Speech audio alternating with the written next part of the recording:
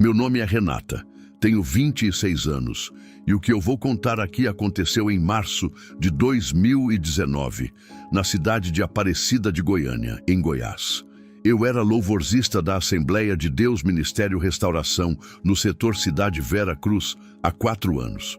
Trabalhava como auxiliar administrativo numa clínica odontológica, ganhava meu dinheiro, tinha minha vida na igreja e estava prestes a realizar o sonho de toda mulher cristã, casar com um homem de Deus. O nome dele era Marcos, 29 anos, líder do grupo de jovens, eletricista autônomo, criado na igreja desde criança. Todo mundo dizia que a gente era o casal perfeito. A nossa igreja era simples, sabe? Tijolo aparente, um letreiro azul na frente escrito Assembleia de Deus Ministério Restauração. Ventiladores de teto barulhentos que às vezes faziam mais barulho que o pregador. Mas era ali que eu tinha encontrado a paz. Ou pelo menos era o que eu achava. Eu me converti aos 22 anos, depois de uma crise de depressão muito forte, e desde então minha vida tinha mudado completamente. Eu cantava no louvor, participava dos grupos de oração, era vista como uma irmã exemplar. Ninguém sabia do meu passado, e eu fazia de tudo para que continuasse assim. O casamento foi marcado para um sábado de março, época de chuva em Goiás, mas naquele dia o céu amanheceu só nublado, sem chuva. Eu tinha convidado 180 pessoas, a maioria da igreja, alguns parentes. A decoração foi simples, porque a gente não tinha muito dinheiro. Flores brancas artificiais, laços nos bancos, um tapete vermelho que uma irmã emprestou. O bolo foi feito pela irmã Selma, que cobrou só o custo dos ingredientes, uma bênção. Eu tinha economizado 8 meses para comprar meu vestido numa loja do centro de Goiânia, na rua 44, e quando eu vesti ele pela primeira vez, chorei de emoção. Na noite antes do casamento, eu fui até a casa da minha mãe para pegar umas coisas. Dona Marta, minha mãe, 54 anos, estava estranhamente calada a semana toda. Eu entrei no quarto onde ia me arrumar no dia seguinte e, sem querer, abri uma gaveta antiga do guarda-roupa. E foi aí que meu coração disparou. Tinha uma foto lá. Uma foto minha aos 17 anos, de roupa branca, ao lado de um homem que eu tinha jurado esquecer. Eu rasguei aquela foto em pedaços bem pequenos e joguei no lixo com a mão tremendo. Naquela mesma noite, o Marcos me ligou. A voz dele era preocupada. Amor, tá tudo bem? Você tá estranha esses dias. Eu quase contei para ele. Juro que as palavras estavam na ponta da língua querendo sair, mas eu engoli tudo, como sempre fazia. Respondi que era só ansiedade de noiva, que no dia seguinte ia dar tudo certo, que eu estava feliz. Ele disse que me amava e desligou. Eu fiquei parada segurando o celular, olhando para o nada e sussurrei para mim mesma. Depois do casamento, esse passado morre de vez. Na manhã do casamento, eu acordei cedo para me arrumar na casa da minha mãe. Tomei banho, coloquei o roupão, sentei na frente do espelho para fazer maquiagem. A minha melhor amiga Jéssica, 25 anos, estava lá me ajudando, toda animada, falando sobre como eu estava linda, como o Marcos ia chorar quando me visse. Eu sorria, mas por dentro tinha um peso que eu não conseguia explicar. Era como se alguma coisa estivesse errada, mas eu não sabia o quê. Ou talvez eu soubesse, mas não queria admitir.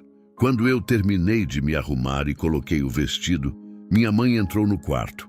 Ela parou na porta e ficou me olhando de cima a baixo, mas não sorriu. Dona Marta era uma mulher séria, sempre foi, mas naquele momento o olhar dela era diferente. Era como se ela estivesse com medo.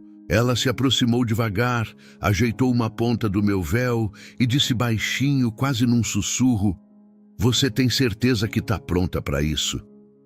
Eu não entendi a pergunta, ou fingi que não entendi. Respondi que sim, que estava pronta, que era o dia mais feliz da minha vida. O carro que ia me levar para a igreja chegou às 4 da tarde. Era um Corolla branco emprestado de um irmão da congregação, enfeitado com fitas e flores. Eu entrei no banco de trás com cuidado para não amassar o vestido, e a Jéssica foi do meu lado, segurando o buquê. O caminho até a igreja era curto, uns 15 minutos, mas para mim pareceu uma eternidade.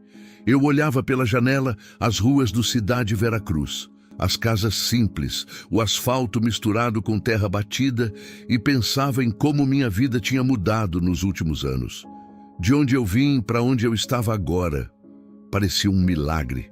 Quando o carro parou na frente da igreja, eu ouvi o som do conjunto de louvor tocando lá dentro.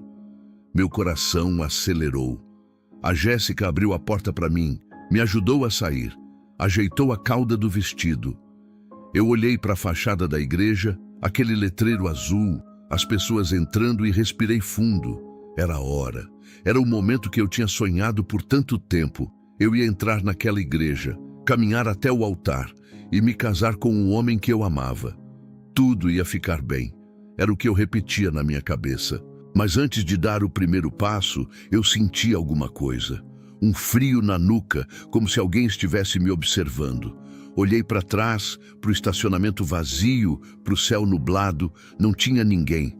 Sacudi a cabeça e pensei que era bobagem, nervosismo de noiva. A Jéssica me chamou. Vamos, Rê, o Marcos está te esperando. Eu sorri, segurei o buquê com força e caminhei em direção à porta da igreja. Naquele momento, eu não fazia ideia do que estava prestes a acontecer. Eu não sabia que o meu passado tinha vindo cobrar a conta e que ele estava me esperando lá dentro.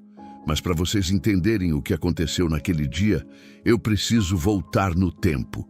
Preciso contar o que eu escondi por tantos anos, o que eu jurei que ia levar para o túmulo, o que eu achava que Deus já tinha apagado da minha história. Aos 16 anos, eu era a menina invisível, pobre, tímida, sem graça, o tipo de garota que ninguém olhava duas vezes. Na escola, eu sofria bullying por causa das minhas roupas velhas, do meu cabelo sem corte, da minha mochila rasgada. Eu chorava escondido no banheiro quase todo dia e voltava para casa me sentindo a pessoa mais inútil do mundo. Minha mãe, Dona Marta, via meu sofrimento e não sabia o que fazer. Ela trabalhava como faxineira em 3 casas para sustentar a gente, porque meu pai tinha abandonado a família quando eu tinha 10 anos. Um dia, uma vizinha nossa, a Dona Zefa, viu minha mãe chorando no portão e perguntou o que estava acontecendo. Minha mãe contou que eu estava mal, que não comia direito, que vivia trancada no quarto. A Dona Zefa então disse uma coisa que mudou o rumo da minha vida. Leva ela no pai Gerson, ele resolve qualquer problema.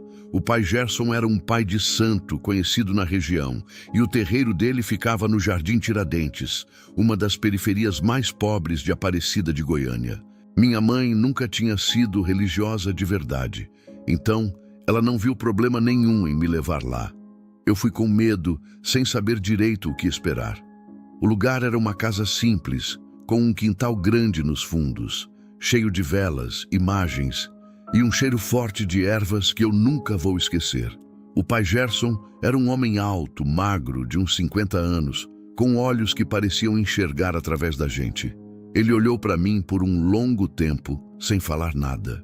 Depois disse que eu tinha encosto, que tinha espírito ruim grudado em mim desde criança e que era por isso que minha vida não ia para frente. Disse que eu precisava de limpeza espiritual para me livrar daquilo. Minha mãe perguntou quanto custava. Ele disse um valor que a gente podia pagar parcelado, e assim começou tudo. Durante 1 ano, eu frequentei aquele terreiro toda semana. Fazia banhos com ervas amargas, acendia velas de várias cores, participava de giras onde as pessoas incorporavam entidades. No começo eu tinha medo, mas fui me acostumando. O medo virou rotina. Aos 17 anos, eu me apaixonei. O nome dele era Anderson. Um rapaz do bairro, 20 anos, bonito, trabalhava numa loja de autopeças. Ele nem sabia que eu existia. Eu passava na frente da loja só para ver ele, inventava desculpa para ir comprar coisa que não precisava. Ficava horas pensando nele antes de dormir. Era um amor doentio, obsessivo, daqueles que consomem a gente por dentro. Eu chorava toda noite pedindo para ele me notar, para ele gostar de mim. Minha mãe via meu desespero e um dia disse: "O pai Gerson pode ajudar." Eu deveria ter dito não. Deveria ter percebido que aquilo era errado. Mas eu estava cega de paixão, desesperada para ser amada, disposta a fazer qualquer coisa. O pai Gerson disse que tinha um trabalho forte que ia fazer o Anderson se apaixonar por mim, mas que tinha um preço. Não era dinheiro, era um pacto. Ele disse que eu ia ter que me consagrar nas encruzilhadas, entregar minha vida amorosa em troca daquele homem. Eu perguntei o que isso significava, e ele disse que significava que o amor da minha vida ia ser sempre protegido pelas entidades. Na minha cabeça de 17 anos, aquilo pareceu uma bênção. O ritual foi no dia 25 de outubro de 2010, meia-noite. Cemitério São Miguel, na saída da cidade. Eu fui descalça, vestida de branco, como o pai Gerson mandou. Minha mãe foi junto, ficou esperando do lado de fora do muro. Eu entrei sozinha com uma sacola na mão. Dentro tinha uma foto do Anderson, um vidro de mel, um pedaço do meu cabelo e um pedaço do cabelo dele que eu tinha roubado do pente na casa de um amigo. O pai Gerson tinha me ensinado o que fazer. Eu cavei um buraco pequeno perto de um túmulo antigo, coloquei tudo dentro e cobri com terra. Depois eu me ajoelhei ali, no meio daquele cemitério escuro, e repeti as palavras que o pai Gerson tinha me ensinado. Eu entrego minha vida amorosa em troca desse homem, que ele seja meu para sempre. Quando eu terminei de falar, aconteceu uma coisa que eu nunca esqueci. O vento parou, o silêncio ficou pesado, como se o mundo tivesse prendido a respiração, e eu senti alguma coisa, não com os ouvidos, mas por dentro, no peito, na alma. Uma voz que disse só uma palavra: aceito. Eu levantei tremendo, saí correndo daquele cemitério e nunca mais dormi de luz apagada. 2 semanas depois, Anderson apareceu na minha porta. Disse que não conseguia parar de pensar em mim, que não sabia explicar, mas que precisava ficar comigo. A gente começou a namorar naquele mesmo dia. Eu estava nas nuvens, achando que tinha conseguido o que queria. Mas o relacionamento foi um inferno. 3 anos de ciúmes doentios, brigas constantes, humilhações. Uma vez ele levantou a mão para mim. Eu aguentava tudo, porque achava que aquele amor era meu destino, que eu tinha lutado tanto por ele. Quando finalmente criei coragem para terminar, a vida do Anderson desmoronou. Ele perdeu o emprego, bateu o carro, entrou em depressão, tentou suicídio uma vez. Eu nunca liguei uma coisa à outra. Nunca pensei que o pacto tinha destruído a vida dele. Eu só queria esquecer tudo e seguir em frente. Aos 22 anos, em crise de depressão, a Jéssica me convidou para ir num culto da Assembleia de Deus. Eu fui sem esperança, mas naquele dia eu chorei como nunca tinha chorado. Aceitei Jesus, fui batizada nas águas, comecei uma vida nova. Mas eu nunca contei sobre o pacto, nunca renunciei ao que eu tinha feito naquele cemitério. Eu achava que Deus já sabia e já tinha perdoado. O que eu não sabia era que o diabo também sabia. E ele tem memória muito melhor que a minha. Uma semana antes do casamento, as coisas começaram a ficar estranhas. No começo, eu não dei importância. Achei que era coisa da minha cabeça, ansiedade, nervosismo. Mas agora, olhando para trás, eu vejo que eram avisos. Deus estava tentando me alertar de todas as formas e eu simplesmente ignorei. A primeira coisa aconteceu num domingo de manhã, 7 dias antes do casamento. A irmã Helena, uma intercessora da igreja de 67 anos, mulher de oração que acordava de madrugada para buscar a Deus, veio falar comigo depois do culto com uma cara preocupada. Ela me puxou para o canto, segurou minhas mãos e disse que tinha tido um sonho comigo. Eu sorri achando que era alguma coisa boa, tipo ela me vendo feliz no altar. Mas não era. Ela disse que no sonho eu estava vestida de noiva, mas o vestido estava manchado de algo escuro, como lama ou sangue velho, e tinha uma voz repetindo: "Ela ainda é minha. Ela ainda é minha." A irmã Helena me olhou nos olhos e perguntou: "Menina, você tem algo para confessar? Alguma coisa do seu passado que você nunca contou?" Meu coração gelou. Eu desviei o olhar e forcei um sorriso. Disse que não, que estava tudo certo com Deus, que provavelmente era só um sonho sem sentido. A irmã Helena não pareceu convencida. Ela apertou minhas mãos com mais força e disse: "Renata, eu oro há 40 anos. Eu conheço quando um sonho é de Deus. Esse foi um aviso." Eu agradeci a preocupação dela.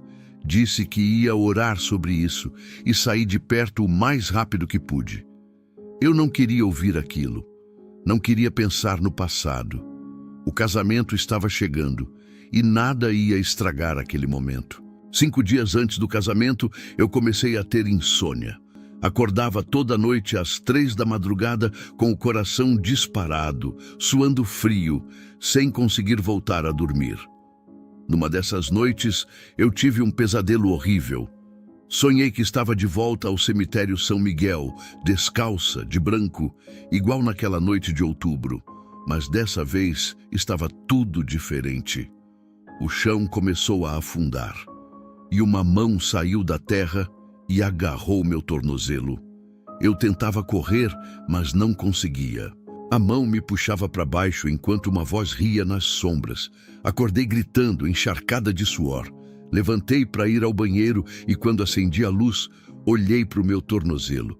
Tinha marcas vermelhas, 3 linhas, como se fossem dedos que tinham apertado a minha pele com força. Eu fiquei paralisada olhando aquilo por uns 5 minutos, sem conseguir respirar direito. No dia seguinte, o Marcos veio me visitar e viu as marcas. Ele perguntou o que tinha acontecido e eu menti. Disse que tinha me arranhado no sofá enquanto dormia. Mais uma mentira. A pilha estava ficando cada vez maior.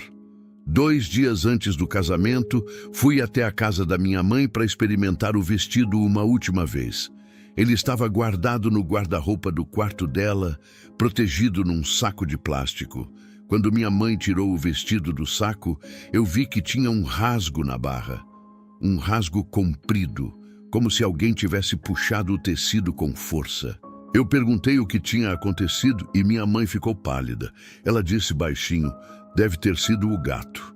Eu olhei para ela sem entender. A gente não tinha gato. Nunca teve. Ela desviou o olhar e começou a costurar o rasgo em silêncio. Um dia antes do casamento, a gente fez o ensaio na igreja. Eu ia cantar uma música durante a cerimônia, Lugar Secreto, que era especial para mim e para o Marcos. O conjunto de louvor tocou a introdução. Eu peguei o microfone, abri a boca para cantar e o som deu um chiado horrível. Estridente, alto, que fez todo mundo levar susto. O técnico de som foi verificar o equipamento, mexeu em tudo, trocou o cabo, mas não encontrou defeito nenhum. Eu tentei cantar de novo. Outro chiado. Na terceira vez funcionou normal. Mas eu fiquei com aquilo na cabeça. Na manhã do casamento, aconteceu a coisa mais estranha de todas. Eu estava sentada na frente do espelho me maquiando, sozinha no quarto, enquanto a Jéssica tinha ido buscar alguma coisa na cozinha. Eu estava passando batom, olhando para o meu reflexo, quando aconteceu. Por um segundo, menos de um segundo, o meu reflexo sorriu antes de mim. Eu ainda estava com a boca fechada, concentrada no batom. E o reflexo já estava sorrindo. Um sorriso que não era meu. Eu pisquei e o reflexo voltou ao normal. Fiquei paralisada, segurando o batom no ar, com o coração acelerando. Eu sacudi a cabeça e disse para mim mesma que era nervosismo, cansaço, que eu não tinha dormido direito a semana toda. Para de bobagem, Renata, eu pensei. Hoje é o dia mais feliz da sua vida. Não estraga isso com paranoia. A Jéssica voltou para o quarto toda animada e eu fingi que estava tudo bem. Terminei de me arrumar, coloquei o vestido, coloquei o véu e me olhei no espelho uma última vez. Dessa vez o reflexo não fez nada de estranho. Era só eu, linda, pronta para casar, sorrindo de verdade. Mas por dentro, alguma coisa estava errada. Eu sentia um peso no peito que não ia embora, uma inquietação que eu não conseguia explicar. Todos os sinais estavam lá. O sonho da irmã Helena, os pesadelos, as marcas no meu tornozelo, o vestido rasgado, o chiado no microfone, o reflexo no espelho. Deus estava gritando para mim que eu não estava pronta, que eu precisava confessar, que o meu passado ainda estava vivo. Mas eu tampei os ouvidos. Eu estava determinada a seguir em frente, a enterrar aquela história para sempre. O que eu não sabia era que naquele cemitério, anos atrás, eu tinha enterrado muito mais do que uma foto. E aquilo estava prestes a ser desenterrado na frente de todo mundo. 4:30 da tarde. A igreja estava lotada. Eu estava do lado de fora, no corredor de entrada, esperando a hora de entrar. Dava para ouvir o som do conjunto de louvor tocando, as vozes das pessoas cantando, o burburinho dos convidados. O meu padrasto, seu Antônio, estava do meu lado. Ele ia me levar até o altar porque meu pai biológico tinha sumido da minha vida há 16 anos. Seu Antônio era um homem simples, calado, mas bom. Ele segurou meu braço e disse baixinho: "Tá na hora, filha. Você tá linda." Eu respirei fundo e dei o primeiro passo. Quando eu apareci na porta da igreja, todo mundo se levantou. O conjunto começou a tocar a marcha nupcial e eu comecei a caminhar devagar pelo tapete vermelho. Eu via os rostos conhecidos me olhando. Irmãs da igreja com os olhos marejados, crianças apontando para o meu vestido, homens de terno abanando com o boletim do culto por causa do calor. Os ventiladores de teto faziam barulho. O cheiro de perfume se misturava com suor. E no fundo da igreja, uma mãe tentava acalmar um bebê chorando. Era uma cena comum, um casamento evangélico como tantos outros. Mas para mim, era o momento mais importante da minha vida. Eu olhei para frente e vi o Marcos no altar. Ele estava lindo de terno preto, gravata azul, os olhos vermelhos de quem já estava chorando. Quando nossos olhares se encontraram, ele sorriu aquele sorriso que me fazia sentir segura, amada, em casa. Eu quase chorei ali mesmo, mas segurei. Não queria borrar a maquiagem antes da hora. Continuei caminhando devagar, um passo de cada vez, segurando o buquê com as duas mãos para ninguém perceber que elas estavam tremendo. Eu repetia na minha cabeça: "Vai dar tudo certo, vai dar tudo certo." Quando eu passei pela terceira fileira de bancos, vi a irmã Helena sentada na ponta. Ela estava de olhos fechados, os lábios se movendo rápido, orando em línguas baixinho. Quando eu passei por ela, senti um calafrio forte, como se tivesse entrado numa câmara fria. Foi só um segundo, mas foi intenso. Eu continuei andando fingindo que não tinha sentido nada, mas meu coração acelerou. Um pouco mais à frente, na primeira fileira, estava minha mãe. Eu olhei para ela esperando um sorriso, uma lágrima de alegria, alguma coisa. Mas ela desviou o olhar. Não conseguiu me encarar. Aquilo me abalou mais do que eu queria admitir. Minha própria mãe não conseguia olhar para mim no dia do meu casamento. Eu engoli o nó na garganta e continuei andando. Quando cheguei ao altar, meu padrasto entregou minha mão para o Marcos e foi se sentar. O Marcos apertou minha mão e sussurrou: "Você tá tremendo, amor." Eu sussurrei de volta, nervosismo. Ele sorriu e acariciou meus dedos, tentando me acalmar. Eu me virei para o pastor Eduardo, que estava com a Bíblia aberta, pronto para começar a cerimônia. O pastor Eduardo era um homem de 52 anos, cabelo grisalho, voz grave, autoridade espiritual. Ele pastoreava aquela igreja há 25 anos e já tinha visto de tudo. Começou a cerimônia com uma oração, pedindo a bênção de Deus sobre aquela união, repreendendo todo o mal, declarando que aquele casamento era santo. Enquanto ele orava, eu fiquei de cabeça baixa, mas não conseguia me concentrar. Tinha um zumbido estranho no meu ouvido, baixinho, que ia e voltava. Eu achei que era problema de pressão. Depois da oração, o pastor abriu a Bíblia e leu 1 Coríntios, capítulo 13. O amor é paciente, o amor é bondoso, não inveja, não se vangloria, não se ensoberbece. Eu ouvia as palavras, mas elas pareciam distantes, como se eu estivesse debaixo d'água. Foi aí que eu notei uma coisa estranha. Uma das velas do candelabro do altar, que estava acesa e firme, apagou sozinha. Não tinha vento, não tinha nada. Ela simplesmente apagou. Um diácono se aproximou discretamente e reacendeu sem dar importância. Mas eu vi, e meu coração apertou. O pastor terminou a leitura e começou os votos. Ele se virou para o Marcos e perguntou: Marcos, você aceita Renata como sua legítima esposa para amá-la e respeitá-la, na alegria e na tristeza, na saúde e na doença, até que a morte os separe? O Marcos olhou para mim com os olhos cheios de amor e disse firme: Sim, eu aceito. A igreja aplaudiu. O pastor então se virou para mim: Renata, você aceita Marcos como seu legítimo esposo para amá-lo e respeitá-lo na alegria e na tristeza, na saúde e na doença, até que a morte os separe? Eu abri a boca para responder, mas nada saiu. Minha garganta travou. 1 segundo passou, 2 segundos, 3 segundos. O Marcos me olhou preocupado e sussurrou: Amor, você tá bem? Eu forcei as palavras para fora e disse: Sim, eu aceito. Mas minha voz saiu estranha, rouca, falhada, como se tivesse outra voz misturada com a minha. O Marcos franziu a testa, mas não disse nada. O pastor também pareceu notar alguma coisa, mas continuou. Eu fiquei ali parada, sentindo que alguma coisa muito errada estava prestes a acontecer. Por dentro eu pensava: eu sabia que tinha algo errado. Eu sentia a semana toda. Os sinais estavam todos lá. Por que eu não ouvi? Por que eu não confessei? Mas já era tarde. O pastor Eduardo levantou as mãos, olhou para a congregação e começou a declaração final. Portanto, o que Deus uniu, o diabo não pode separar. Em nome de Jesus, eu vos declaro.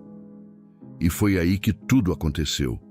Ele não conseguiu terminar a frase, porque naquele exato momento, algo se manifestou dentro de mim. E o dia mais feliz da minha vida se transformou no pior pesadelo que eu poderia imaginar.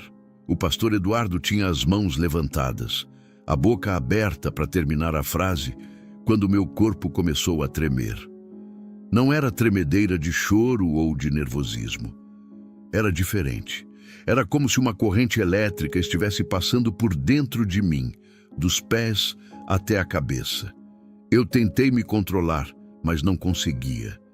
Minhas pernas tremiam, meus braços tremiam, minha cabeça começou a balançar. O Marcos segurou meu braço e disse: Amor? Amor, o que está acontecendo? Eu queria responder, mas minha boca não obedecia mais. A tremedeira ficou mais forte. Eu comecei a sentir uma coisa subindo pelo meu peito, como se alguma coisa estivesse acordando dentro de mim depois de anos dormindo. Uma pressão no estômago, um peso na garganta, uma escuridão nos olhos. Eu olhei para o Marcos tentando pedir ajuda, mas quando nossos olhos se encontraram, eu vi o rosto dele mudar. Ele arregalou os olhos e deu um passo para trás, soltando meu braço. O olhar dele era de puro horror. Só depois eu entendi o que ele tinha visto. Meus olhos não eram mais meus. O que aconteceu depois, eu só sei porque me contaram, porque eu não estava mais no controle. Eu abri a boca e uma voz saiu de dentro de mim, mas não era minha voz. Era grave, rouca, masculina, uma voz de homem velho e raivoso saindo do corpo de uma mulher de 26 anos. Essa voz disse alto, para a igreja inteira ouvir: Ela não é sua, ela foi prometida, ela é minha. O Marcos caiu para trás de susto e foi parar no chão. A igreja inteira ficou em silêncio por um segundo, como se ninguém acreditasse no que estava vendo. Depois veio o caos. Gritos por todo lado, mulheres gritando, crianças chorando, gente correndo para o fundo da igreja. Uma irmã desmaiou no banco. Um homem tropeçou tentando sair e levou outra pessoa junto. O pastor Eduardo ficou paralisado por uns 3 segundos, a Bíblia ainda na mão, a boca aberta. Ou aquilo que estava dentro de mim, comecei a rir. Uma risada horrível, debochada, que não tinha nada a ver com a minha voz. Era como se o inferno estivesse rindo através de mim. O Marcos se levantou do chão e tentou se aproximar de novo. Ele estava chorando, desesperado, tentando entender o que estava acontecendo com a mulher que ele amava. Ele estendeu a mão para mim e disse: "Renata, sou eu, é o Marcos, volta para mim, amor." Mas quando ele chegou perto, eu empurrei ele com uma força que não era minha. Ele voou uns 2 metros e bateu nos degraus do altar. A força que saiu de mim era de homem, não de mulher. 2 diáconos tentaram me segurar e eu empurrei os 2 como se fossem crianças. O demônio olhou para o Marcos caído no chão e disse com deboche: "Você achou que ia casar com uma santa? Ela é minha desde antes de te conhecer. Ela se ajoelhou no cemitério e se entregou para mim de livre vontade. Você não sabe de nada, seu trouxa." O Marcos começou a chorar. Não era choro de medo, era choro de coração partido. Ele olhava para mim sem entender como a mulher que ele amava estava dizendo aquelas coisas. Mas não era eu. Eu estava lá dentro, presa, assistindo tudo, sem poder fazer nada. Eu via tudo acontecendo como se estivesse trancada numa sala de vidro dentro do meu próprio corpo. Eu gritava por dentro, implorava para parar, mas minha boca não me obedecia. Meus braços não me obedeciam. Nada me obedecia. Era a sensação mais horrível que existe. Estar presente, mas não ter controle de nada. Eu via o rosto de terror das pessoas, ouvia os gritos, sentia meu corpo se mexendo de formas que eu não mandava. E aquela voz continuava saindo de mim, dizendo coisas horríveis, blasfemando contra Deus. Então o demônio fez uma coisa que destruiu minha mãe. Ele virou meu corpo na direção da dona Marta, que estava paralisada na primeira fileira, com a mão no peito, e apontou para ela. A voz disse alto: "Essa aí sabe, essa aí que entregou ela para mim. Pergunta para ela sobre o cemitério, pergunta o que ela fez com a própria filha." Todo mundo olhou para minha mãe. Ela ficou branca como papel. As pernas dela cederam e ela desmaiou ali mesmo, caindo no chão entre os bancos. O pastor Eduardo finalmente reagiu. Ele largou a Bíblia no púlpito, desceu os degraus do altar e veio na minha direção com autoridade. O rosto dele era sério, concentrado, sem medo. Ele já tinha visto manifestações antes, mas nunca no meio de um casamento. Ele parou na minha frente, me olhou nos olhos e disse com voz firme: "Em nome de Jesus de Nazaré, eu te proíbo de continuar. Cala a tua boca." O demônio riu na cara dele. "Você acha que pode me calar, velho? Eu tenho direito legal sobre ela." Ela se entregou. O pastor não recuou. Ele chamou os intercessores, pediu para quem não tivesse estrutura espiritual sair da igreja e mandou fechar as portas. O que era para ser uma cerimônia de casamento tinha se transformado em um campo de batalha espiritual. Eu estava no centro daquela guerra, vestida de noiva, o véu torto, o buquê jogado no chão. Meu corpo sendo controlado por algo que eu tinha convidado para minha vida anos atrás, sem saber o preço que um dia ia cobrar. O dia mais feliz da minha vida tinha virado o dia em que todo mundo descobriu quem eu realmente era.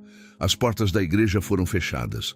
Mais da metade dos convidados já tinha ido embora correndo, levando crianças no colo, tropeçando uns nos outros na pressa de sair dali.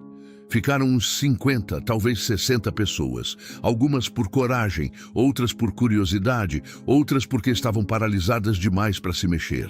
O pastor Eduardo mandou os obreiros posicionarem nas portas para ninguém mais sair ou entrar. Aquilo não era mais um casamento. Era uma batalha, e quem ficou ia ter que aguentar até o fim. A Jéssica, Minha melhor amiga e madrinha estava em choque no canto da igreja. Ela se aproximou devagar, as mãos tremendo, os olhos cheios de lágrimas, e disse baixinho: Renata, sou eu, a Jéssica, o que está acontecendo com você?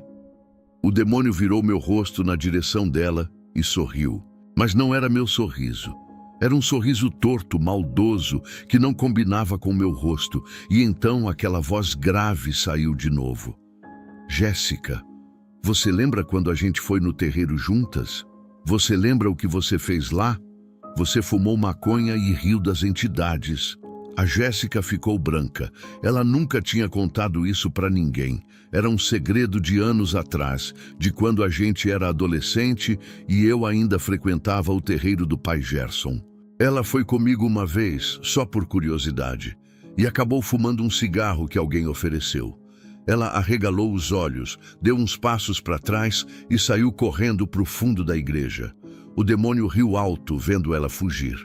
Eu, presa dentro do meu próprio corpo, chorava por dentro, vendo minha amiga sendo humilhada por causa de mim. Mas o demônio não tinha terminado. Ele começou a olhar para as pessoas que tinham ficado na igreja, uma por uma, como se estivesse escolhendo as próximas vítimas. E então começou a falar. Apontou para um diácono na terceira fileira e disse: tem diácono aqui que vê pornografia escondido da esposa. Toda noite, depois que ela dorme, ele pega o celular e fica horas olhando aquelas coisas. Todo mundo olhou para o diácono Cláudio. A esposa dele, Dona Fátima, que estava do lado, levantou do banco e saiu da igreja chorando. Ele ficou paralisado, o rosto vermelho de vergonha. O demônio continuou. Tem mulher aqui que fala mal da outra no grupo de WhatsApp e finge que é amiga. Tem irmão aqui que desvia dinheiro do dízimo. Tem gente aqui que só vem para a igreja para aparecer, mas em casa vive no pecado. Ninguém sabia onde olhar. As pessoas abaixavam a cabeça, algumas chorando, outras tremendo de medo de ser a próxima. Era humilhação pública, exposição de segredos, destruição de reputações. O demônio estava se divertindo com o caos que estava causando. Um jovem da igreja, lá do fundo, levantou o celular e começou a filmar. O pastor Eduardo viu e gritou: guarda isso agora! Isso aqui não é espetáculo, isso é guerra espiritual. O jovem guardou o celular assustado. Um dos obreiros mais antigos, seu Geraldo, se aproximou do pastor e disse baixinho, mas dava para ouvir: pastor, vamos chamar uma ambulância. Isso é coisa de médico. Ela deve estar tendo algum surto, algum ataque. O pastor olhou para ele e respondeu firme: médico não resolve isso, Geraldo. Isso não é doença, isso é demônio. O demônio ouviu e riu. Ele virou meu corpo na direção do pastor Eduardo e disse com deboche: olha só, o velho sabe o que eu sou. Muito bem, pastor, mas saber não adianta nada. Eu tenho direito legal sobre essa mulher. Ela se consagrou a mim há 9 anos. Ela foi no cemitério, se ajoelhou e se entregou de livre vontade. O batismozinho de vocês não desfez nada. Ela nunca renunciou. O contrato ainda está valendo. O pastor não respondeu na hora. Ele ficou em silêncio uns segundos, pensando, orando por dentro. Então, o demônio fez algo que me gelou por dentro. Ele olhou para o Marcos, que estava sentado nos degraus do altar com a cabeça nas mãos, chorando, destruído. A voz saiu cheia de veneno. E você, noivinho, quer saber a verdade? Ela nunca te amou de verdade. Ela só queria esquecer o passado, ter uma vida normal, brincar de cristã certinha. Você foi só um plano de fuga. Ela usou você. O Marcos levantou a cabeça e olhou para mim. Os olhos dele estavam destruídos. Eu queria gritar que era mentira, mas minha boca não era minha. O pastor Eduardo deu um passo à frente e disse com autoridade: chega, em nome de Jesus eu te mando calar a boca. Você é pai da mentira e tudo que sai de você é mentira. Você não vai destruir mais ninguém aqui hoje. O demônio rosnou como um animal acuado, mas parou de falar por uns instantes. O pastor se virou para os poucos intercessores que tinham ficado e disse: Irmãos, chegou a hora. Isso vai ser difícil, mas Deus está conosco. Vamos cercar essa mulher e vamos tirar isso de dentro dela. Quem não tiver fé para isso, saia agora. Quem ficar, prepare seu coração. Ninguém saiu. Os que ficaram se aproximaram devagar, formando um círculo ao meu redor. A irmã Helena estava ali, de joelhos, já orando em línguas. O diácono Severino, um senhor de 70 anos, que antes de se converter tinha sido do candomblé por 30 anos, estava com o rosto sério de quem já tinha visto aquilo antes. Mais 3 irmãs de oração se juntaram, todas de mãos dadas. O Marcos se levantou do chão e ficou parado do lado de fora do círculo, sem saber o que fazer, as lágrimas ainda escorrendo. E eu, no centro de tudo, vestida de noiva, estava prestes a enfrentar a batalha mais importante da minha vida. O pastor Eduardo ungiu as mãos com óleo e colocou na minha testa. O demônio reagiu na hora, fazendo meu corpo se contorcer para trás como se o óleo queimasse. A voz grave saiu de novo: tira isso de mim, isso queima. Mas o pastor não tirou. Ele começou a orar em voz alta, declarando o sangue de Jesus, citando versículos de memória, ordenando que o demônio se manifestasse e confessasse. Os intercessores ao redor oravam juntos, algumas em línguas, outras em português, todas com fervor. A igreja parecia estar tremendo com o peso daquela batalha. O diácono Severino se aproximou e começou a orar também. Ele conhecia aquele mundo das trevas porque tinha vivido nele por 30 anos antes de se converter. Ele sabia como o inimigo operava, conhecia as táticas, as mentiras, as resistências. Quando ele começou a repreender em nome de Jesus, o demônio ficou agitado. Meu corpo começou a se debater com mais violência, tentando sair do círculo, tentando fugir. Em um momento, minhas unhas arranharam o rosto do Severino. 3 linhas de sangue desceram pela bochecha dele, mas ele nem recuou. Continuou orando como se nada tivesse acontecido. A batalha foi ficando mais intensa. Eu cuspia, rosnava, tentava morder quem chegasse perto. Meu corpo se jogava no chão, batia a cabeça, se arrastava tentando escapar. Mas os intercessores não desistiam. Cada vez que eu tentava fugir, eles fechavam o cerco e oravam mais alto. A irmã Helena, mesmo com 67 anos, estava de joelhos no chão duro há mais de 1 hora sem parar de interceder. Em um momento ela quase desmaiou de exaustão, mas uma irmã mais nova a segurou e ela continuou orando mesmo assim. O demônio começou a provocar. Vocês estão cansados. Eu vejo. Vocês não aguentam mais. Eu posso ficar aqui a noite toda. Ela é minha há 9 anos e vai continuar sendo minha. Vocês estão perdendo tempo. O pastor Eduardo não respondeu à provocação. Ele continuou orando, firme, sem demonstrar cansaço, sem demonstrar medo. Mas eu sabia que ele estava sentindo o peso daquela luta. Todo mundo estava. Já fazia mais de 1 hora desde que a manifestação tinha começado e não tinha sinal de que ia acabar tão cedo. O pastor então fez uma pergunta. Qual é o seu nome? Em nome de Jesus de Nazaré, eu te ordeno que se identifique. O demônio resistiu por um tempo, rosnando, blasfemando, dizendo que não tinha que obedecer a ninguém. Mas o pastor insistiu, repetindo a ordem 1 vez, 2 vezes, 3 vezes. Na 4ª vez, a resistência quebrou. A voz saiu arrastada, contrariada. Exu tranca a rua. Ela foi consagrada a mim na encruzilhada. A mãe dela que levou ela. A mãe dela que entregou. O pastor perguntou, quantos estão nela? O demônio deu um sorriso maldoso e respondeu, eu não vim sozinho. Aquilo gelou a igreja. Não era um demônio só, eram vários. A batalha ia ser mais longa e mais difícil do que todo mundo imaginava.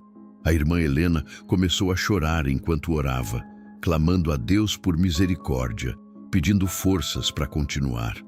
O pastor Eduardo pediu que todos os que estavam orando renovassem a fé, buscassem mais do Espírito Santo, porque a luta estava só começando. Ele disse: "Não importa quantos são, o nome de Jesus é maior que todos eles juntos.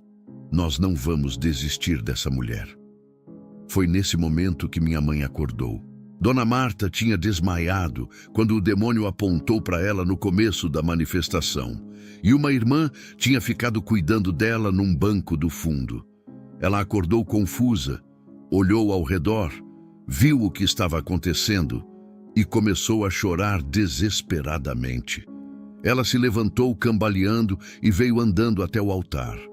O pastor viu ela se aproximando e perguntou: "Irmã Marta, a senhora está bem?"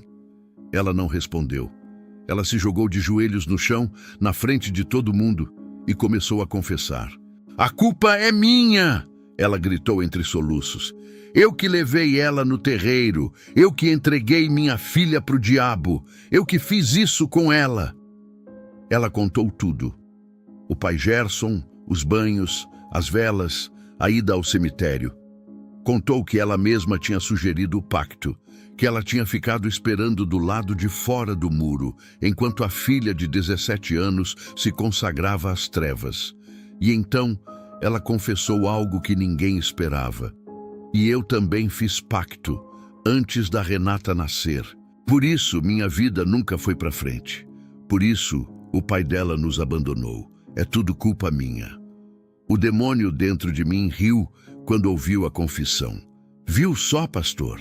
A família inteira é minha, mãe e filha, as duas consagradas. Você não vai conseguir tirar nada." Mas o pastor Eduardo não se abalou. Ele olhou para minha mãe e disse: "Irmã Marta, a senhora quer ser livre? A senhora quer quebrar esses pactos hoje?" Minha mãe, chorando, disse que sim, que queria, que não aguentava mais carregar aquele peso. O pastor pediu que uma das intercessoras cuidasse dela enquanto ele continuava comigo. 2 batalhas estavam acontecendo ao mesmo tempo agora, e então aconteceu algo que mudou tudo. O Marcos, que estava parado do lado de fora do círculo esse tempo todo, se ajoelhou. Ele nunca tinha sido homem de oração de verdade, era mais crente de banco, ia na igreja, mas não tinha vida devocional profunda. Mas naquela hora, vendo a mulher que ele amava sofrendo daquele jeito, ele clamou a Deus como nunca tinha clamado. Com a voz falhando de tanto chorar, ele disse: "Deus, eu não sei orar direito. Eu nunca fui o melhor cristão, mas eu amo essa mulher. Por favor, salva ela. Tira isso de dentro dela. Por favor, Deus, eu te imploro." E eu, presa dentro do meu próprio corpo, ouvi a oração dele e senti uma fagulha de esperança pela primeira vez. O pastor Eduardo percebeu que estava na hora de apertar. Já fazia quase 2 horas de batalha. A igreja estava tensa, todo mundo exausto. Mas ele sabia que o demônio estava enfraquecendo. As respostas estavam mais lentas, os ataques menos violentos, a resistência diminuindo aos poucos. O pastor se aproximou de mim, me olhou nos olhos e ordenou com autoridade: "Em nome de Jesus Cristo de Nazaré, eu te ordeno que confesse agora tudo o que ela prometeu. Confessa o pacto completo, sem esconder nada." O demônio resistiu, rosnou, mas não conseguiu ficar calado. A voz saiu arrastada, como se cada palavra custasse. 25 de outubro de 2010, meia-noite, cemitério São Miguel. Ela foi descalça, de branco, como eu mandei. Ela cavou a terra com as próprias mãos, enterrou a foto do rapaz junto com mel e cabelo. Ela se ajoelhou na frente de um túmulo e disse as palavras: "Eu entrego minha vida amorosa em troca desse homem." Ela se consagrou de livre vontade. Ninguém obrigou ela. Ela quis, e eu aceitei. A igreja inteira ouviu cada detalhe daquele pacto que eu tinha escondido por 9 anos. Alguém no fundo da igreja murmurou baixinho: "Meu Deus do céu, ela tinha só 17 anos." Eu ouvi aquilo e, mesmo presa dentro de mim mesma, senti vergonha. Vergonha de ter sido tão tola, tão desesperada por amor, tão cega. Eu era só uma adolescente ferida querendo ser amada e acabei me vendendo para o diabo sem entender o preço que ia pagar. Uma lágrima escorreu do meu olho mesmo eu não tendo controle do meu corpo. Aquela lágrima era minha, não do demônio. Era a minha alma chorando por dentro. O demônio continuou, agora com um tom de deboche. E o rapaz que ela amarrou, o tal do Anderson, a vida dele foi destruída. Perdeu o emprego, bateu carro, quase morreu. Ele vive em desgraça até hoje por causa dela. E ela nem ligou. Nem pediu perdão, seguiu a vida como se nada tivesse acontecido, brincando de crente, cantando no louvor, fingindo ser santa. Mas ela nunca foi santa. Ela é minha desde aquela noite. Cada palavra era como uma faca entrando no meu peito, porque era verdade. Eu nunca tinha pensado no Anderson, nunca tinha me importado com o que tinha acontecido com ele. O pastor Eduardo ouviu tudo e então se virou para a igreja para explicar o que estava acontecendo. Irmãos, prestem atenção. Quando alguém faz um pacto com as trevas, abre uma porta espiritual. Dá legalidade para o inimigo atuar na vida dela. O batismo é uma aliança com Deus, mas se a pessoa não renuncia conscientemente aos pactos antigos, o inimigo ainda tem direito de cobrar. É como assinar dois contratos. Os dois continuam válidos até você rasgar um deles. A irmã Renata foi batizada, mas ela nunca rasgou o contrato com o diabo. Por isso, ele ainda tem acesso a ela. O demônio interrompeu com uma risada. Viu só? Até o pastor sabe. Ela nunca rasgou meu contrato. O batismo de vocês não valeu nada. Ela é minha e vai continuar sendo minha. O pastor Eduardo olhou firme para mim, ou melhor, para o demônio que estava me usando, e respondeu: Você é mentiroso, você é pai da mentira. O batismo dela valeu sim, porque o sangue de Jesus tem poder. O problema é que ela não sabia que precisava renunciar, mas hoje ela vai saber, e hoje ela vai renunciar, e você vai ter que sair. O demônio ficou agitado. Meu corpo começou a tremer de novo. A voz ficou mais agressiva. Ela não vai renunciar. Ela é fraca. Ela não tem coragem. Ela tem vergonha de confessar o que fez. Mas o pastor não se intimidou. Ele se aproximou mais, colocou a mão na minha cabeça e disse: Renata, eu sei que você está aí dentro. Eu sei que você está ouvindo. Você não precisa ter vergonha. Jesus já sabe de tudo e Ele quer te perdoar. Mas você precisa fazer a sua parte. Você precisa abrir a boca e renunciar a esse pacto. Você consegue. Deus está com você. Eu ouvi as palavras do pastor e alguma coisa dentro de mim começou a despertar. Era como se uma luz pequena tivesse acendido no meio da escuridão. Eu estava presa há horas, assistindo meu corpo ser usado, ouvindo meus segredos serem expostos, vendo as pessoas que eu amava sofrendo por minha causa. Mas pela primeira vez eu senti que podia lutar, que podia tentar retomar o controle. Eu comecei a orar por dentro, sem palavras, só um grito da alma pedindo socorro a Deus. Me ajuda, Senhor, por favor, me ajuda a sair dessa. O pastor continuou: Demônio, você disse que ela é fraca, mas o poder de Deus se aperfeiçoa na fraqueza. Você disse que ela tem vergonha, mas a vergonha dela vai virar testemunho. Você disse que ela nunca vai renunciar, mas eu profetizo agora. Ela vai renunciar. Ela vai abrir a boca e vai rasgar esse contrato na sua cara. E você vai ter que sair, porque o nome de Jesus é maior que qualquer pacto, maior que qualquer consagração, maior que qualquer entidade. O sangue de Jesus tem poder, e esse sangue está sendo derramado sobre essa mulher agora. O demônio gritou de raiva. Meu corpo se contorceu, minha boca abriu num grito horrível que ecoou pela igreja. Mas dessa vez era diferente. Dessa vez eu senti que ele estava com medo. Pela primeira vez desde que a manifestação começou, eu senti que a batalha estava virando. A oração dos intercessores estava funcionando. O clamor do Marcos estava chegando no céu. A confissão da minha mãe tinha quebrado alguma coisa no mundo espiritual. E agora só faltava uma coisa. Eu precisava fazer minha parte. Eu precisava abrir minha boca e renunciar. E era isso que eu ia fazer, custasse o que custasse. Eu comecei a lutar. Lá de dentro, do fundo da minha alma, eu comecei a empurrar aquela escuridão que tinha tomado conta de mim. Era como tentar nadar em água pesada, como tentar gritar com a boca cheia de algodão. Cada movimento era difícil, cada tentativa custava tudo o que eu tinha.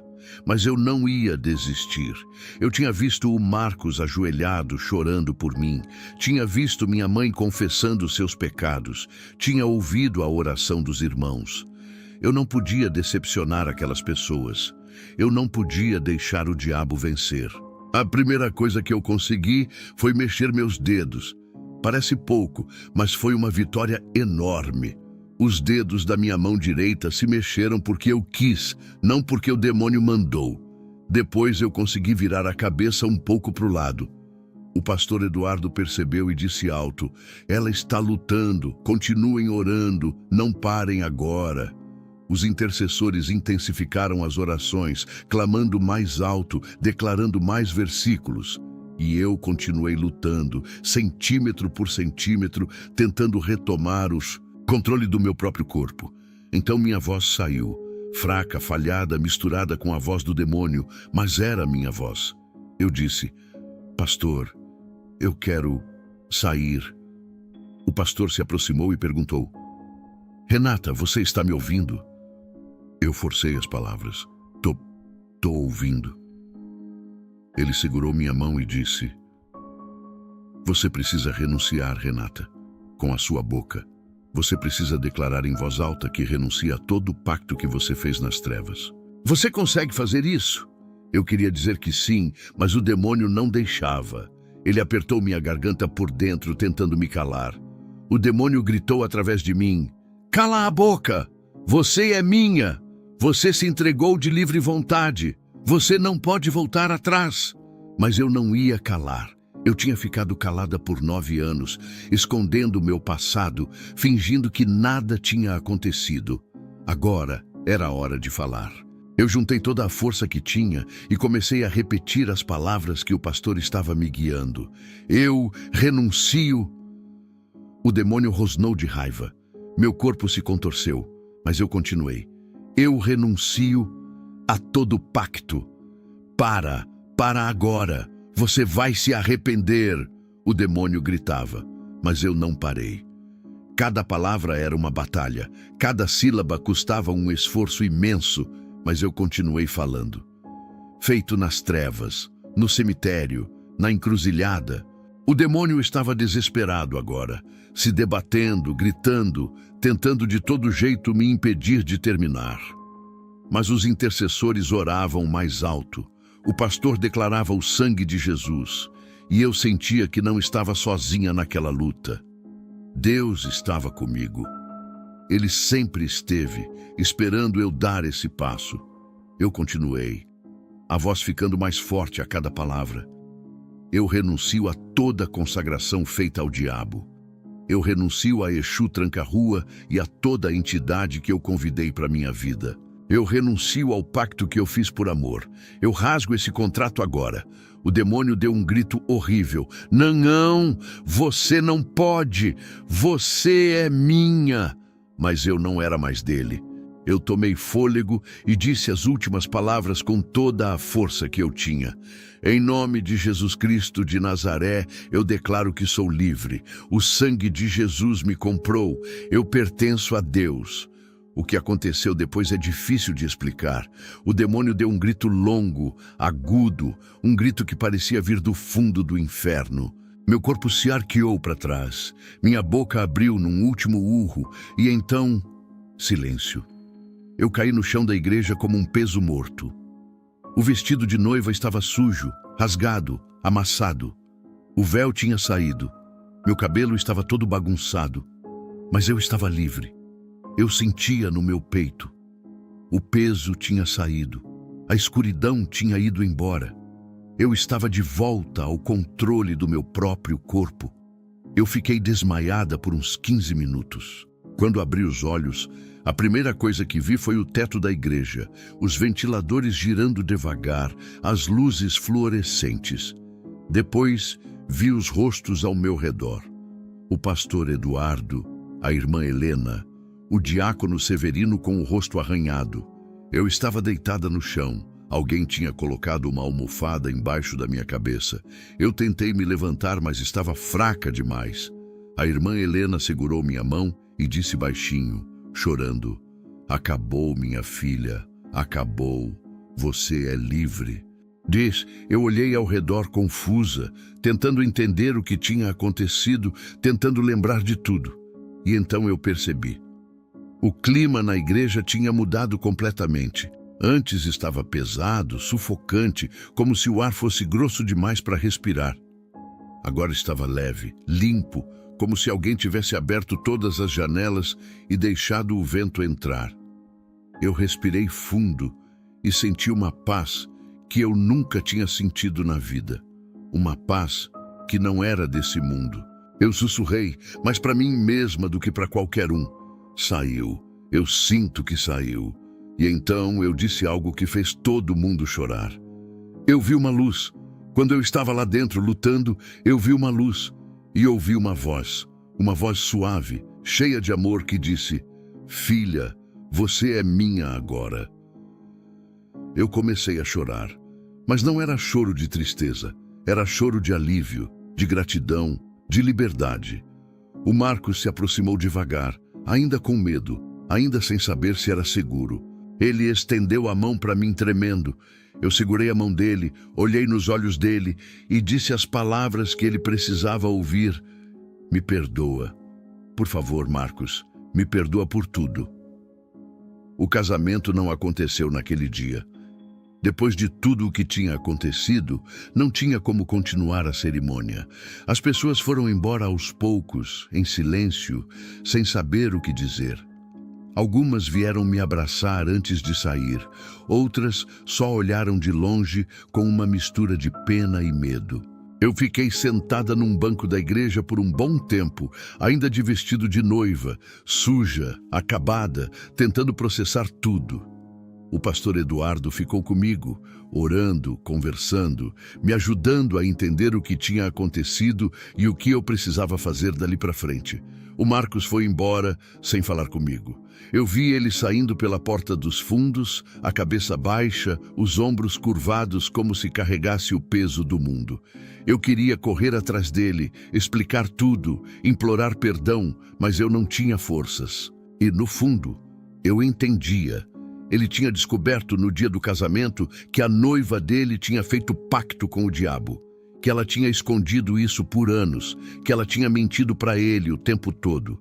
Ele precisava de tempo. Eu também precisaria se fosse ao contrário. Os 3 dias seguintes foram os piores da minha vida. O Marcos não atendia minhas ligações, não respondia minhas mensagens. Eu ficava olhando para o celular o dia inteiro esperando alguma coisa, qualquer coisa, mas nada vinha. Eu chorava o tempo todo. Não conseguia comer, não conseguia dormir. Minha mãe estava na mesma situação, destruída de culpa, chorando pelos cantos da casa. A gente mal se falava porque não tinha palavras. O que tinha acontecido era grande demais para qualquer conversa resolver. No 4º dia, eu estava deitada na cama de tarde, olhando para o teto, quando ouvi a campainha. Minha mãe atendeu e eu ouvi uma voz masculina. Meu coração disparou. Era a voz do Marcos. Eu levantei correndo, ajeitei o cabelo com as mãos e fui para a sala. Ele estava parado na porta, os olhos vermelhos de quem não tinha dormido, a barba por fazer, a roupa amassada. Quando nossos olhares se encontraram, eu comecei a chorar. Achei que ele tinha vindo terminar tudo, devolver a aliança, dizer que nunca mais queria me ver. Mas ele não disse isso. Ele entrou devagar. Ficou parado na minha frente por um tempo, sem falar nada. Depois ele disse com a voz falhando: eu fiquei com medo, fiquei com raiva, fiquei com nojo, pensei em nunca mais te ver. Passei esses 3 dias pedindo para Deus me mostrar o que fazer. Eu não sabia se conseguia perdoar. Eu chorava em silêncio, esperando ele continuar. Ele respirou fundo e disse: mas aí eu lembrei de uma coisa que o pastor pregou uma vez, que a gente tem que perdoar porque fomos perdoados, que não existe pecado grande demais para o sangue de Jesus. Ele deu mais um passo na minha direção e continuou: você errou, você mentiu para mim, você escondeu coisas horríveis, mas eu também não sou perfeito, e se Deus te perdoou, quem sou eu para não perdoar? Ele segurou minhas mãos e olhou nos meus olhos. Eu te amo, Renata, eu te amo de verdade, e eu quero continuar do seu lado, mas nunca mais mentira entre a gente, nunca mais segredo. Se a gente vai construir uma vida juntos, tem que ser na verdade. Eu não conseguia falar de tanto que chorava. Só fiz que sim com a cabeça e abracei ele com toda a força que eu tinha. No domingo seguinte, eu fui à igreja. Eu estava com medo, vergonha, sem saber como as pessoas iam me olhar. Mas o pastor Eduardo tinha me pedido para ir. Disse que era importante, que eu precisava dar meu testemunho. Quando chegou a hora, eu fui à frente. A igreja estava lotada, todo mundo olhando para mim. Minhas pernas tremiam, minha voz falhava, mas eu contei tudo. O terreiro, o pai Gerson, o pacto no cemitério, os anos de mentira, a manifestação. Eu não escondi nada. Pedi perdão à igreja por ter vivido em fingimento tanto tempo. Pedi perdão a Deus por ter demorado tanto para confessar. Depois, eu fiz uma coisa que eu deveria ter feito há muito tempo. Eu mandei uma mensagem para o Anderson, o rapaz que eu tinha amarrado, cuja vida eu tinha destruído com aquele pacto maldito. Eu escrevi: Anderson, eu sei que a gente não se fala há anos, mas eu preciso te pedir perdão. Quando a gente era adolescente, eu fiz uma coisa horrível com você. Eu fui num terreiro e fiz um trabalho para te amarrar. Eu te entreguei espiritualmente em troca de você me amar. E eu acho que isso destruiu sua vida. Me perdoa, por favor, me perdoa. Eu mandei a mensagem e fiquei esperando. Ele não respondeu. 2 meses depois, em maio de 2019, eu e o Marcos nos casamos. Foi uma cerimônia simples, só com a família e os intercessores que tinham lutado por mim naquele dia. Sem convidados demais, sem festa grande, sem ostentação. Só a gente, diante de Deus, fazendo os votos que deveríamos ter feito naquele sábado de março. Quando o pastor Eduardo disse: o que Deus uniu, o diabo não pode separar. Eu fechei os olhos e esperei. Meu coração acelerou, meu corpo ficou tenso, mas não aconteceu nada. Nenhuma manifestação, nenhuma voz estranha, nenhum tremor, só paz. Eu abri os olhos, olhei para o Marcos e sorri, chorando ao mesmo tempo. Dessa vez era de verdade, mas a libertação foi só o começo. Nos meses seguintes, eu descobri que ser livre não significa que a luta acabou. O diabo não desistiu de mim fácil.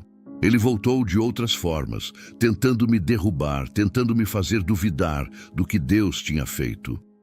As primeiras semanas depois do casamento foram difíceis.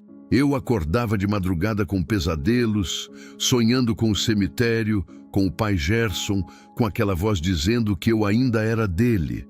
Eu levantava suando, tremendo, e tinha que orar até o sol nascer para conseguir me acalmar.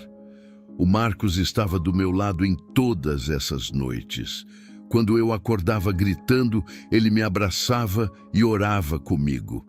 Quando eu chorava de medo, ele declarava versículos sobre a minha vida. Ele nunca reclamou, nunca disse que estava cansado, nunca me fez sentir um fardo. Ele era o marido que eu não merecia, o presente que Deus me deu mesmo depois de tudo que eu tinha feito. Eu olhava para ele e pensava: isso é amor de verdade.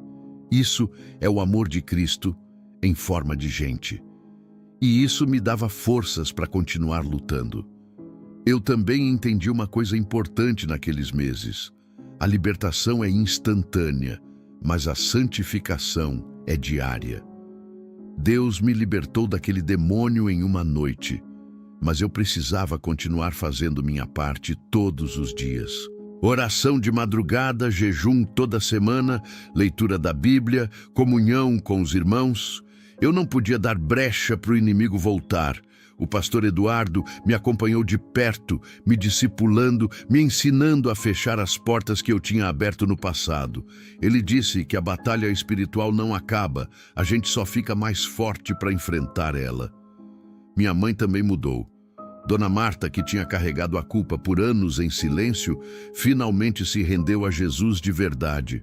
Ela foi batizada 2 semanas depois de mim, chorando tanto que mal conseguia ficar em pé na água.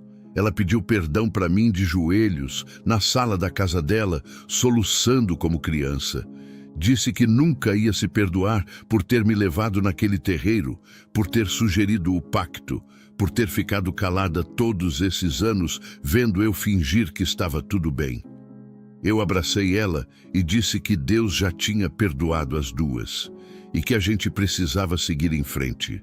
Hoje minha mãe é intercessora na mesma igreja onde eu fui libertada. Ela acorda de madrugada para orar, participa de todos os grupos de oração e é uma das primeiras a chegar quando alguém precisa de libertação. Ela diz que Deus transformou a culpa dela em chamado, que ela passou a vida abrindo portas para o diabo e agora passa a vida ajudando a fechar as portas na vida dos outros. Quando ela conta o testemunho dela, todo mundo chora, porque é uma história de redenção, de segunda chance, de um Deus que não desiste de ninguém. A irmã Helena, a intercessora que teve o sonho comigo uma semana antes do casamento, continua orando de madrugada até hoje. Ela me disse uma vez que Deus mostrou muitas coisas para ela ao longo dos anos, mas que poucas vezes ela viu um sonho se cumprir de forma tão clara como naquele dia. Ela disse que aprendeu uma lição importante comigo, que quando Deus avisa, a gente precisa insistir, mesmo que a pessoa não queira ouvir.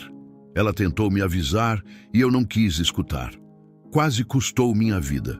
Agora, quando ela tem um sonho sobre alguém, ela não desiste até a pessoa ouvir. 1 ano depois da minha libertação, aconteceu algo que eu não esperava. O Anderson respondeu minha mensagem.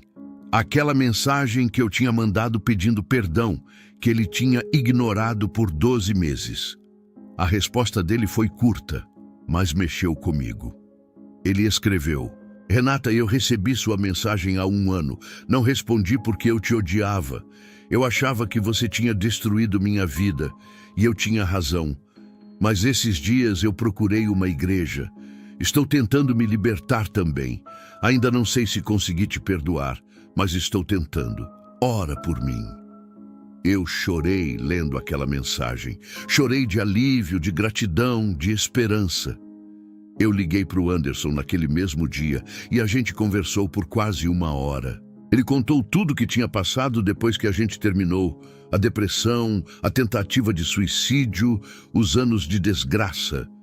Ele disse que sempre sentiu que tinha algo errado, algo espiritual, mas nunca soube o quê. Quando ele leu minha mensagem, tudo fez sentido. Ele ficou com raiva no começo, mas depois entendeu que eu também era vítima, que a gente 2 tinha sido enganado pelo diabo. Eu orei com ele pelo telefone. Foi uma oração simples, mas poderosa. Eu pedi a Deus que libertasse o Anderson de toda a amarra que eu tinha colocado sobre ele, que quebrasse todo o pacto, toda a consagração, toda a maldição. Ele chorou do outro lado da linha. Disse que sentiu algo saindo dele enquanto eu orava. Disse que pela primeira vez em anos ele conseguia respirar direito. A gente desligou prometendo orar um pelo outro. Eu não sei se a gente vai ser amigo um dia, depois de tudo que aconteceu. Mas eu sei que Deus está trabalhando na vida dele, assim como trabalhou na minha. Hoje eu dou meu testemunho em igrejas por todo o estado de Goiás. Eu conto essa história que estou contando para vocês agora. E toda vez que eu conto, alguém vem falar comigo no final chorando. Gente que fez pacto e nunca contou para ninguém. Gente que foi em terreiro e acha que está tudo bem. Gente que está vivendo em segredo, fingindo que o passado não existe, achando que Deus não sabe ou que já esqueceu. Eu olho nos olhos dessas pessoas e digo a mesma coisa. O diabo conhece seus contratos e uma hora ele vai cobrar.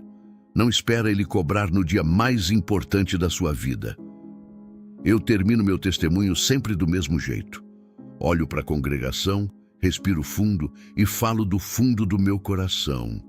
Eu digo: se você está me ouvindo agora e tem alguma coisa escondida, algum pacto que você fez, algum terreiro que você frequentou, alguma consagração que você nunca renunciou, eu te imploro, não fica em silêncio. Não faz como eu fiz. Não espera o diabo vir cobrar na pior hora possível. Confessa, renuncia, busca libertação, porque o sangue de Jesus tem poder para te limpar de qualquer coisa, mas você precisa fazer a sua parte. Muita gente me pergunta se eu tenho vergonha de contar essa história, se não é difícil ficar expondo meu passado assim para desconhecidos em igrejas que eu nunca pisei antes. Eu respondo que sim, é difícil. Toda vez que eu subo num púlpito para contar o que aconteceu, meu coração aperta. Eu lembro da humilhação daquele dia, dos gritos, dos segredos expostos, do olhar de horror das pessoas.